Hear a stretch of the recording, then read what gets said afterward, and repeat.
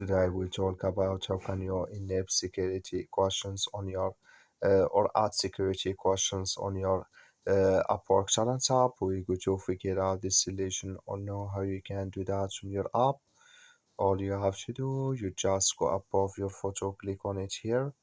So then it's going to show for you a list like this. Then all you have to do, just click on settings. So then it's going to take you to this list here. Just switch into open video, then you click here, you click here on password and security here, and come to this list. You just switch into open video here. So then you go down here, then you come here to security questions, click in this sign. So when you click on it, it's going to take you to this list here. Then here add answer for your I have add here before my questions security here. So you just hit add new questions here and here answer. Then click here or understand my account will be located if I'm unable to answer these questions. Then you click on save, then it's going to save with you.